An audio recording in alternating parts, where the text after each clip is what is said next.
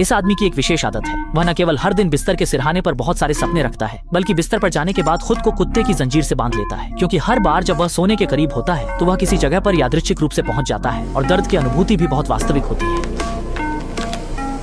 लेकिन उसे पता नहीं था कि इसी बार की यात्रा ने उसे एक बड़ी मुसीबत में डाल दिया, और अब जाकर ही कियांग को आश्चर्य हुआ कि खाली जगह के पास कोई उससे बात कर रहा था।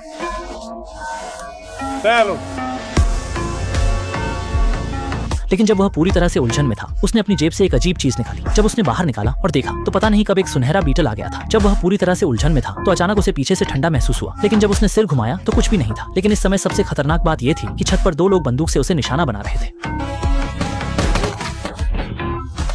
और अब बिना कुछ समझे क्यूंग को भी बस भागना पड़ा। आखिरकार अगर वह नहीं भागता तो वे दो डाकू उसे मार डालते। लेकिन अच्छा हुआ कि क्यूंग ने अपनी चपलता का सहारा लिया और एक छोटे से कस्बे में भाग गया। पर यह क्या, वे दो डाकू भी भीड़ में से उसका पीछा करते हुए आ गए। यह स्थिति देखकर उसने मजबूरी में टोपी पहनकर खुद को शांत दिखाने की कोशिश की और फिर चुपचाप भीड़ में घुल मिल गया। लेकिन तभी क्यूंग ने एक अजीब बात देखी।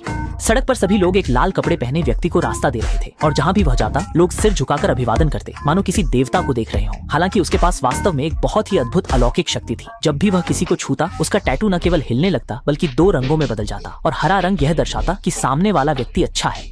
ये एक अच्छे आदमी का चेहरा है। लेकिन अगर उसका टैटू लाल रंग में बदल जाता है तो उसे छूने वाला व्यक्ति तुरंत एक लंबे समय से मरी हुई लाश बन जाएगा। पर जैसे ही कियांग को अत्यधिक आश्चर्य हुआ, वह डाकू जो उसका पीछा कर रहा था अचानक लंबे बालों वाले व्यक्ति के सामने आ गया, और कुछ बातें कहने के बाद लंबे बालों वाला व्यक्ति तुरंत कुछ गुस्से में दिखाई दिया। खड़ा होकर जोर से चिल्लाया। यह सुनते ही सभी लोग तुरंत घुटनों के बल बैठ गए। केवल क्यूंग ही थोड़ा देर से बैठा, और इससे वह निश्चित रूप से उजागर हो गया। यह स्पष्ट था कि इस क्षण से उसके चारों ओर सभी दुश्मन थे, और इस समय लंबी बालों वाला व्यक्ति भी ज्यादा बात नहीं करता और सीधे उसे वह सुनहरा जाके चौंक सौंपने के लिए कहता है। इसलिए अपनी जान बचाने के लिए वह मजबूरी में उसकी बात मान लेता है। लेकिन किसे पता था उसका शरीर अचानक से नियंत्रण में नहीं रहता। उंगलियां जम गई। ऐसे ले लो, बहुत अजीब है, इसके लिए माफ करना, लीजिए।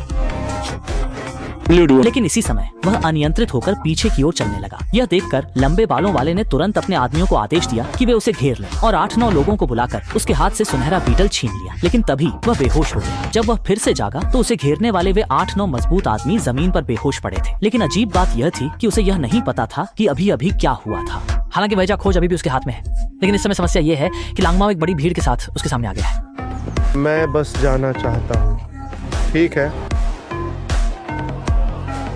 हालांकि अब आगे बाघ और पीछे भेड़िया है, उसके पास बिल्कुल भी भागने का रास्ता नहीं है। लेकिन अच्छी बात यह है कि इस समय चांगी को सड़क के किनारे एक वैन मिल गई।